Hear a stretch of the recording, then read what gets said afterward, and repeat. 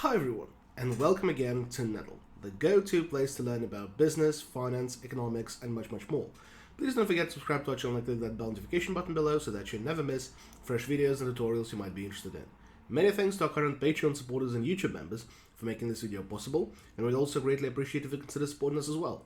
So please check the link in the description or click the join button below for more details.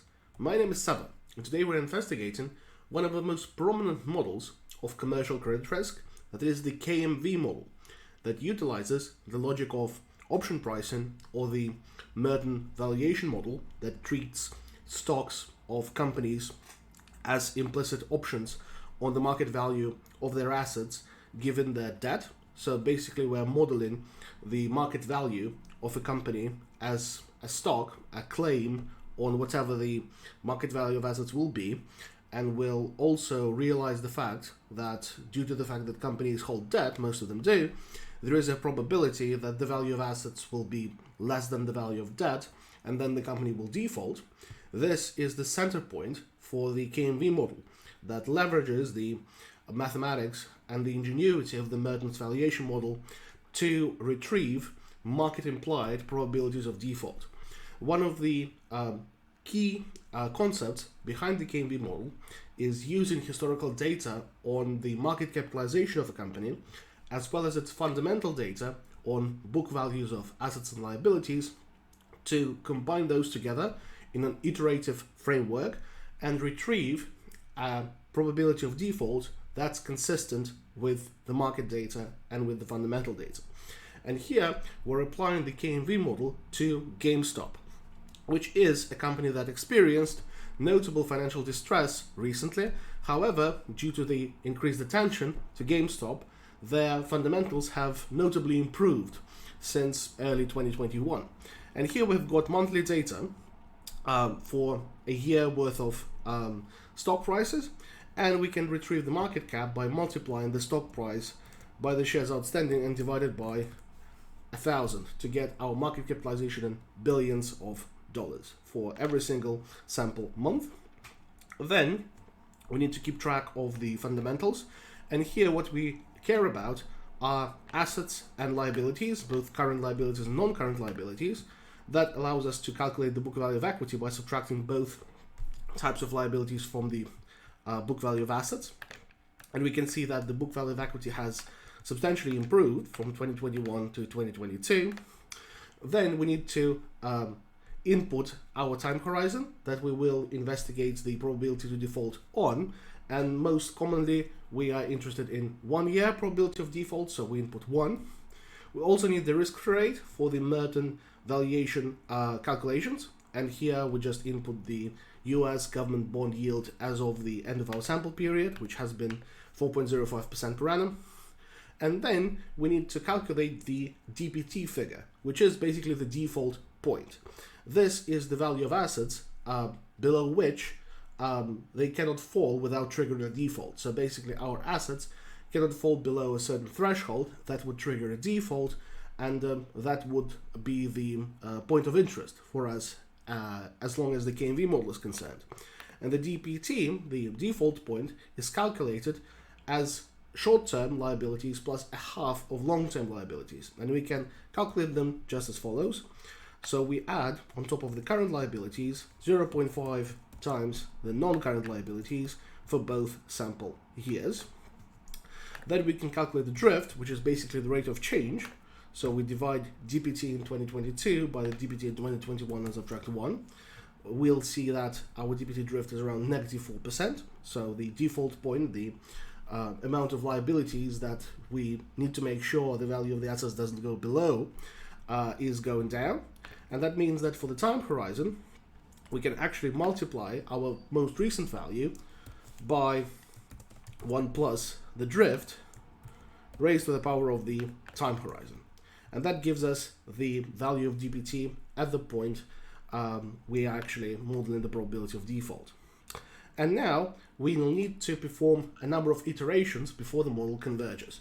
Here we have got our market capitalizations, and we can calculate monthly equity returns by dividing market capitalization this month by the market capitalization last month and subtracting 1. That would retrieve 12 monthly returns, and that would allow us to calculate annualized market value volatility.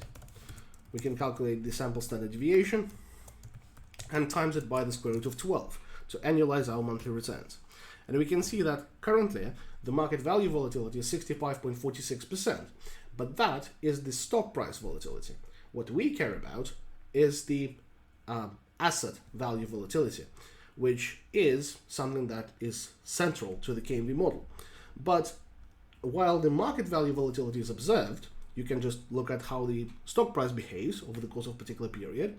The volatility of market value of assets is unobservable, as we are not really sure how the values of individual assets that the company holds change with time, but those are crucial for the KMV model to converge. So what we do is we perform a number of iterations. First, assuming that the volatility of the value of assets is the same as the volatility of the value of the stock, and then perform a number of iterations before it converges and the results remain consistent. So we first input the market value volatility here, and then we'll simply allow the model to calculate the mispricings between the market caps and those that are assumed by the Merton's model, and minimize this mispricing by varying the market value of assets, the unobserved variable that we actually care about the volatility of. So first, we assume that the market value of assets is exactly the same as the market cap, so we paste it as values. For the volatility, we simply refer to our volatility in the first iteration. For the point default, we first refer to the 2021 default point, and then we'll scale it by the drift times 1/12, because we would like that to reflect month-on-month evolution of the DPT figure. And then we calculate the D1 and D2 variables, which are quite similar to the Black-Scholes model, in the sense that we care about the value of assets, the default point, so effectively this is our underlying price and this is our strike price, and we also input volatilities, time horizons, as well as the risk-free rate into the calculation. So for D1, we calculate in the numerator the natural logarithm of the value of assets over the default point as of a particular month, and then we add the volatility squared over here divided by 2 plus our risk-free rate, and we need to log the risk-free rate, times our time horizon, which is reflected over here. And again, we need to log that as well. And that finishes our numerator. We can see that we have correctly incorporated all of the calculations that are needed.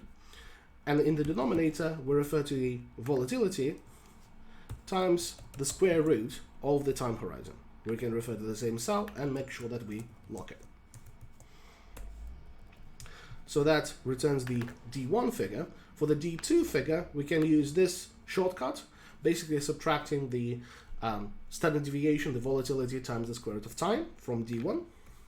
Let's do just that. So we subtract from D1 our volatility times the square root of our time horizon over here.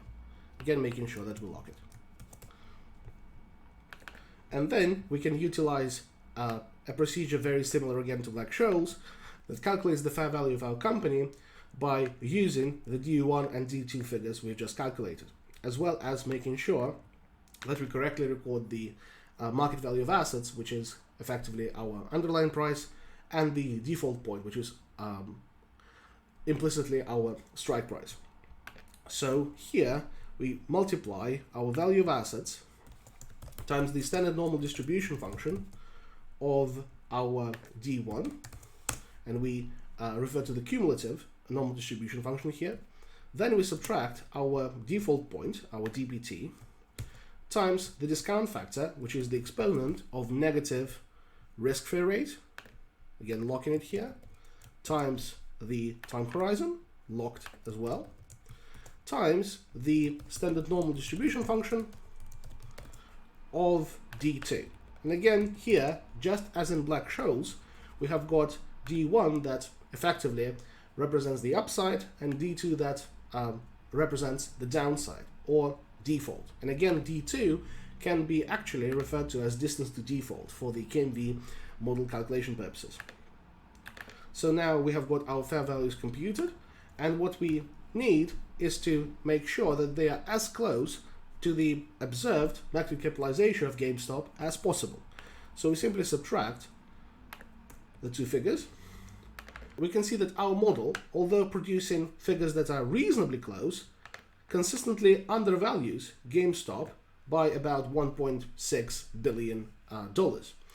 And that is actually something that we can avoid, as we can calculate the sum squared of those mispricings and seek to minimize that by varying the value of assets here. Remember, value of assets is unobserved, so it can theoretically be anything, and we can vary that to achieve the best fit of the model possible. So we can go to Solver, we can set our objective cell to be the mispricing, and we want it to be minimized by changing our value of assets. And that's our task specified. We need to leave this ticked because value of assets cannot be negative, and we can click Solve and wait for the model to converge. Now we can see that the value of assets figure has changed and our mispricings are set at 0. So the model has fitted its parameters to be consistent with reality. However, what is problematic here is that now our value of assets is different. It means that their volatility is different and inconsistent with the volatility of the stock price. So what we can do is we can calculate the returns of our new implied market values of assets, and that would be the volatility figure that will plug in the next iteration. So here in iteration 1, we can calculate our volatility as the standard deviation sampled for our asset returns and annualize it by multiplying by the square root of 12. So we can see that the volatility of asset returns is quite a bit smaller in the new iteration than the volatility of stock returns that we have assumed to start with. And now we perform exactly the same calculations over and over. We can copy this, paste it across, and the only thing that we need to change is the DPT figure, referring back to the correct one over here. And we see that given the new volatility, we have got some mispricing going on here. Our model does still undervalue GameStop, but by a very small margin. So we now simply calculate the total mispricing, the sum squared. We get a negligibly small figure. However, we still need to make sure that our model converges properly. So we can edit our solver. Now our objective cell is the new mispricing, and our new variable cells are the new values of assets recorded over here. And now the model has converged. We can see that barely anything has changed given how small the discrepancy was, but it's still good to be sure. We see that our volatility has gone down by 2 basis points, and now we can perform the iteration again. Simply copying what we had, changing the DPT reference, and simply copying the mispricing. That would work as well. We can see that our mispricing now is barely visible, which is a good signal of convergence. So we can again modify our solver,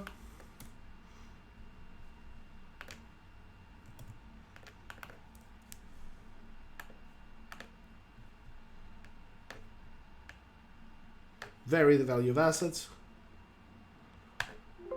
and now if we seek to evaluate our volatility, we'll see that there is no change whatsoever from iteration 2 to iteration 3. That actually means that we can stop our evaluation and use the figures that we have retrieved so far. A sign of iteration is that the volatility in the next step is very close to the volatility in the previous step. Here, the difference is less than 1 basis point. And that's a very good, very conservative threshold to adopt. Theoretically, we could have stopped here, given the difference is so small, just 2 basis points, but it was more prudent to run the optimization once again. And finally, what we can use that model for is to evaluate the distance to default given our most recent figures that we have estimated until convergence, and retrieve the probability of default for GameStop over the desired time horizon. So here, for the distance to default, we are using the D2 calculation. So we are just using the most recent figures that we have produced. So in the numerator, we use the natural logarithm of the most recent market value of assets divided by the most recent DPT, again from the most recent simulation when the convergence was achieved. We add the risk-free rate, which we've got over here, subtract the volatility, most recent figure where convergence was achieved, so this particular figure, squared divided by 2 times the time horizon, which we've got over here. That finishes our numerator, and for the denominator, we simply multiply our volatility by the square root of the time horizon. That gives us our DPT figure, 2.9 approximately, and the probability of default is the standard normal distribution of negative distance to default cumulative, which retrieves the probability of default of GameStop over a 1-year period at 0.18%, which is low, but not negligibly low, which is quite typical for those sorts of companies that are not very large, that might have some debt and liquidity issues, but nevertheless, it is quite unlikely that the company will go bust in the next year. And that's all there is for the application of the KMV model using iterative methods in Excel. Please leave a like on this video if you found it helpful. In the comments below, I'm eager to see any further suggestions for videos in business, finance, or economics you would like me to record. And please don't forget to subscribe to our channel and consider supporting us on Patreon. Thank you very much, and stay tuned.